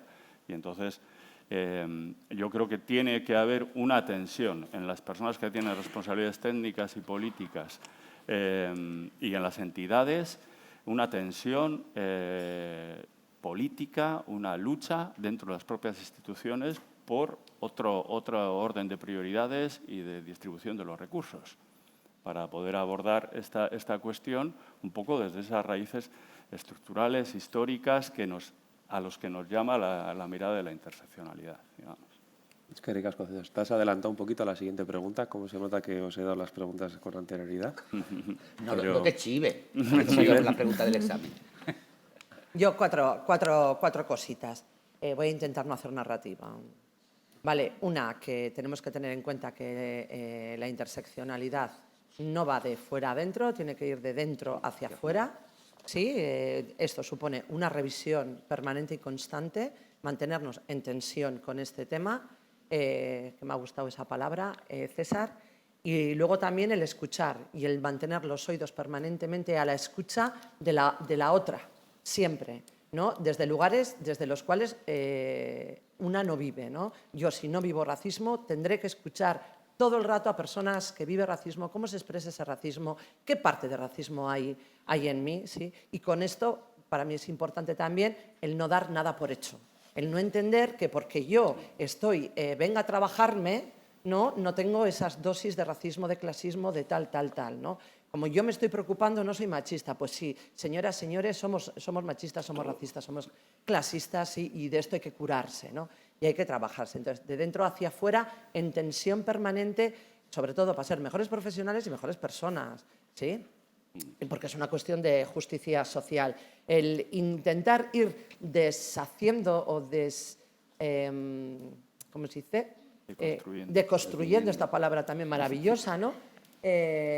Toda esta visión médica de ver a las personas por facetas, ver a las personas por dimensiones y ir buscando el problema, ¿no? Y ver a las personas por problemas y hacer lo que bien nos han dicho ellos y ellas, que es comprenderles, escucharles su relato, sobre todo el cómo se cuentan las cosas, cómo las interpretan, para saber desde dónde tenemos que partir y qué apoyos no identifican como necesarios para mejorar el lugar en el que están, ¿no?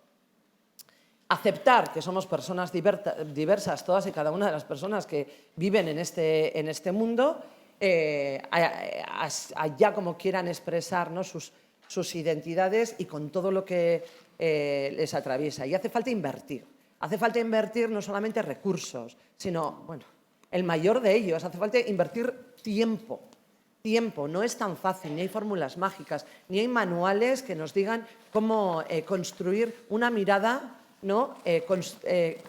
cómo deconstruir una mirada construida a lo largo de los siglos. Entonces, ni en una vida yo voy a conseguir tener esa mirada interseccional permanentemente, ¿no? Por eso tengo que estar en tensión y en alerta. Entonces, hace falta invertir tiempo con todo lo que esto supone, desde las instituciones, desde los servicios y desde cada una, ¿no? Y cada uno de nosotros. Y yo aquí quiero utilizar una frase muy sencilla de una amiga que siempre me dice, ¿no? Hay que ir al ritmo de la persona, de la más lenta. ¿Sí? Nos va a definir como profesionales, como personas, como servicios, como instituciones, el cómo acompañamos a las personas que en peores condiciones están. El cómo se acompaña, el cómo se interviene, en este caso con las mujeres, con los hombres y con aquellas personas no binarias que se encuentran sin hogar, ya no solamente sin techo, que no tienen hogar, porque el techo es algo más que un hogar. El hogar va más allá de tener o no tener techo, ¿sí? Entonces, en todo el trabajo que realizamos, las personas que más vida, y me vais a perdonar la palabra, de mierda han tenido, el cómo se les esté acompañando, nos va a definir también no solamente como profesionales, sino como personas. Es que ricasco, Itziber. Sí que quería hacer, sobre todo porque estas preguntas nacen también de la preocupación del equipo y cosas que nosotros estamos viviendo en el día a día, en este proceso y también en nuestro día a día. La segunda pregunta tiene que ver con algo que ha dicho César, pero que nosotras hemos intentado enfocar desde el reconocimiento de una estructura que difícilmente podamos cambiar. Seguramente quizás algunas de las que estáis aquí presentes tengáis más nivel de influencia, pero nosotras en el equipo no tenemos mucha, ¿no? Pero sí que observamos que hay una tendencia, no solo a nivel local en Bilbao, sino a nivel estatal, a nivel mundial, de una normalización y una aceptación de un discurso racista, de un discurso del merecimiento, de un discurso criminalizador de la pobreza, y nos preocupa. Y no nos preocupa porque esté fuera de nosotros, sino porque lo estamos viendo en nuestras reuniones de equipo, porque lo oigo en mis pensamientos también, ¿no? Y es algo que queríamos trasladar aquí, no porque podamos tener una discusión sobre que sí, evidentemente habrá un modelo de ciudad que poco o nada tengamos que poder decidir más allá de votar cada 4 años o ni siquiera eso, ¿no? Pero lo que nos preocupaba es cómo creéis que podemos seguir implementando, cómo creéis que podemos resistir desde el convencimiento de que el enfoque de derechos es hacia donde debemos caminar y que una sociedad más justa e igualitaria es posible. Desde ese convencimiento, ¿cómo podemos hacer frente a este discurso que se nos cuela en la cabeza, como has dicho antes tú, Elena, pero que también se nos cuela en las reuniones, que se nos cuela en las decisiones que tomamos de las personas que atendemos, ¿no? Esta es un poco la pregunta más compleja, ¿no? Trasladar eso, reconociendo la estructura no solo local, sino estatal y mundial que ahora domina y que es la corriente más dominante, ¿no? ¿Cómo podemos hacer frente desde nuestros espacios de trabajo y desde nuestras cabezas, ¿no?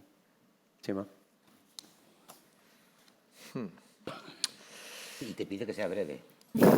Sí, porque ya estamos en tiempo de café, os estamos quitando tiempo para tomar el café. Voy a ser muy breve. A ver, yo pienso que para no hacer demagogia ni tampoco romanticismo, el asunto es complejo, ¿vale? Es complejo. Es verdad, bueno, yo no creo que haya solo un discurso criminalizador. Yo creo que hay mucho más que un discurso criminalizador. Hay mucho trabajo y hay otros enfoques y hay otras posiciones, ¿no? Lo que pasa es que, bueno, pues en esta sala probablemente casi todos seamos del mismo equipo, ¿no? Pero pensemos en gran parte, coincidamos bastante en algunas cuestiones, ¿no? Pero bueno, primero decir eso. Segundo, el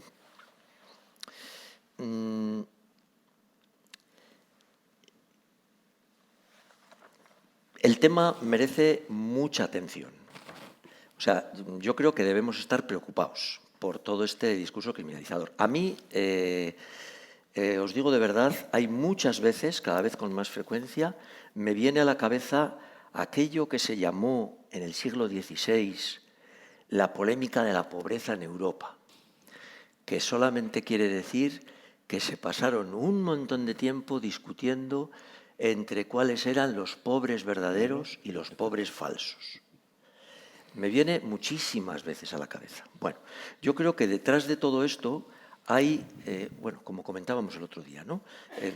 En esa pequeña reunión que tuvimos, y es lo que me preocupa mucho, que es que detrás de una serie de políticas sociales está muy fuertemente, a veces no muy claro, pero, o sea, no muy expresado, pero el tema del merecimiento. O sea, a ver, aquí quién se merece una cosa, quién se merece otra, cuánto es de culpable o de responsable en su situación, etcétera, ¿no? O sea, esto no es ninguna novedad, pero yo lo quiero recalcar. Y luego, por otro lado, pues a mí no se me ocurre ninguna maravilla. A mí lo que se me ocurre es pico pala, pico pala, pico pala. O sea, cada uno de nosotras, de nosotros, estamos en muchos sitios, desde que nos levantamos hasta que nos acostamos. Estamos en la familia, estamos en el equipo de trabajo, muchas horas. Estamos en la cuadrilla, estamos en el tiempo libre, coincidimos con distintas personas. O sea, quiero decir, yo la verdad es que así como los otros discursos se hacen mucho, se transmiten mucho, boca a boca, etcétera, etcétera, yo creo que los que pensemos otra cosa, pues tenemos que hacernos notar, ¿no?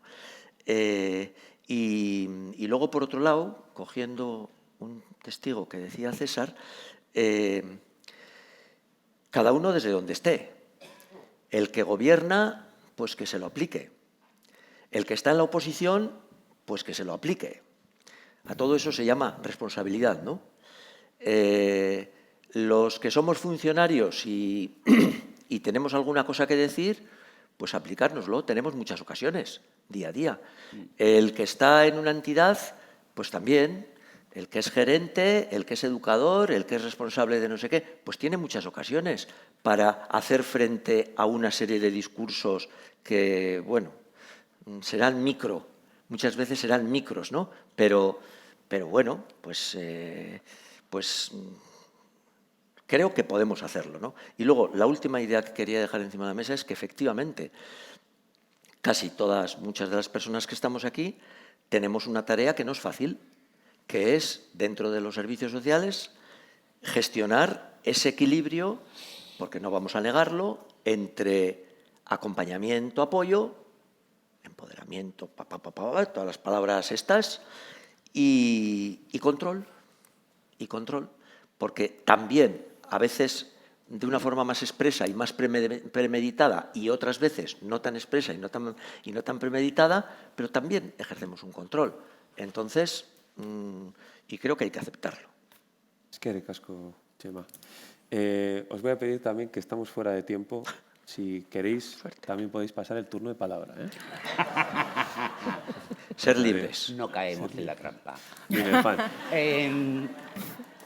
Dos cosas. El discurso macro yo creo que lo tenemos todo el mundo. Hemos asumido, o sea, perdido la identidad de ideología y hemos asumido una ideología del otro. Y lo mío es cada vez más pequeño y lo igual es cada vez. Con lo cual la sensación de pertenencia es fácil. Y encima, que para mí es lo que más me preocupa, es que desde ciertos sectores hemos asumido la agresión como un elemento de empoderamiento y todo es agresión.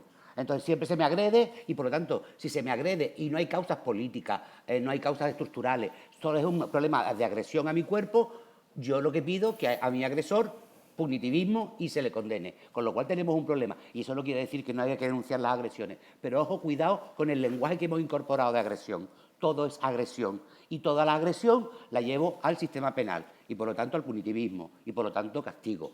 Y entonces yo creo que tenemos que reflexionar todas porque muchas veces podemos entrar en ese elemento sin darnos cuenta porque siempre estamos en situaciones de límites, ¿no?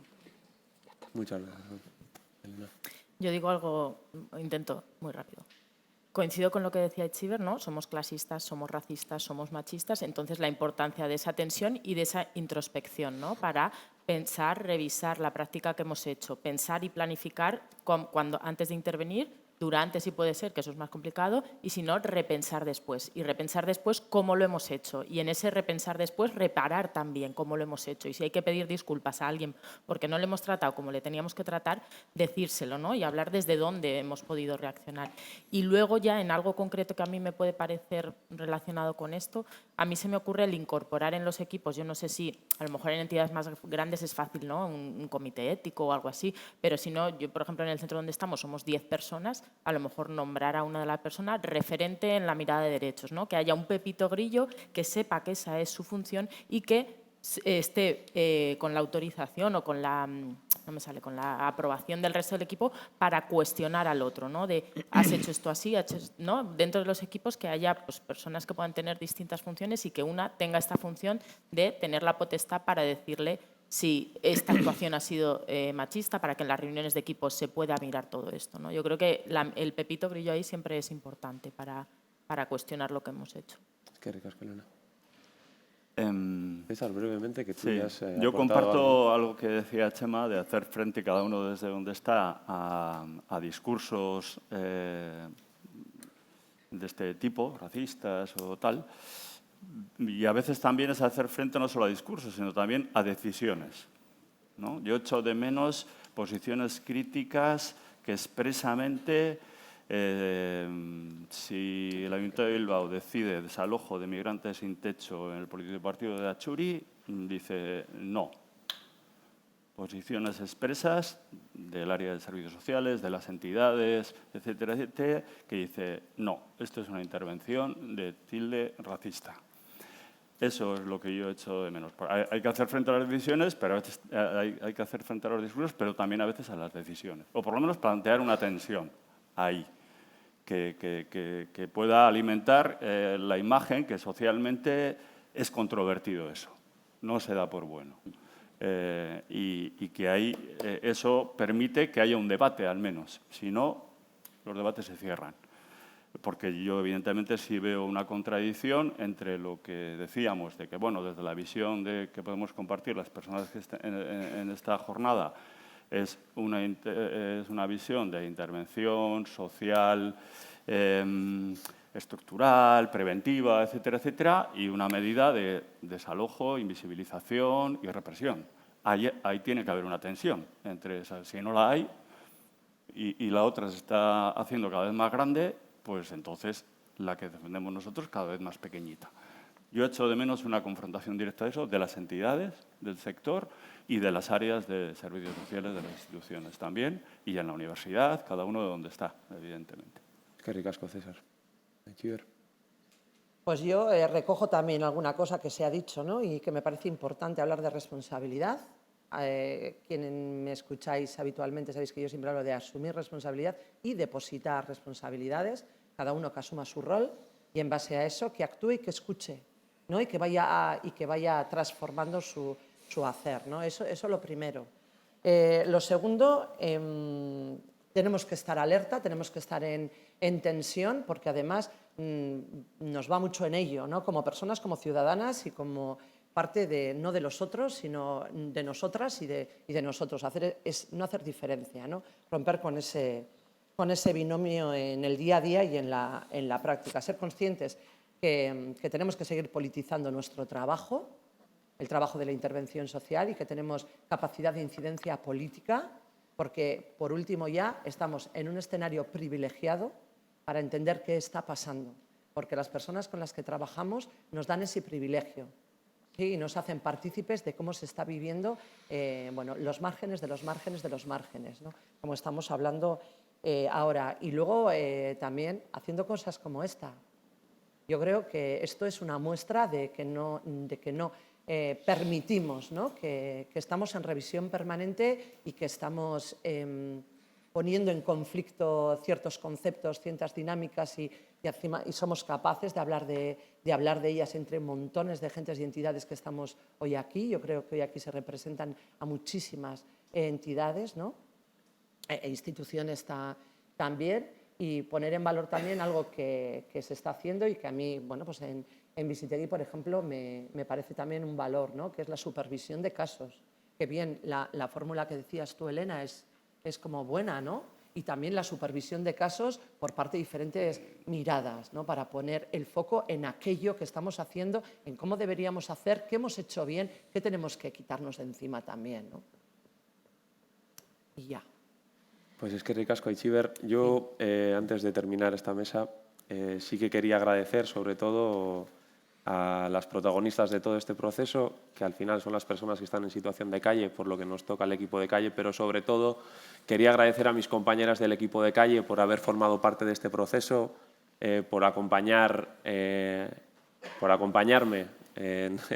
también en el día a día y no solo a las que actualmente conforman el equipo de calle, sino a todas aquellas que desde aquella primera persona que fue John hasta ahora que somos 7, han formado parte del equipo de calle y de esta metodología. Es que ricasco, bihots, benetan.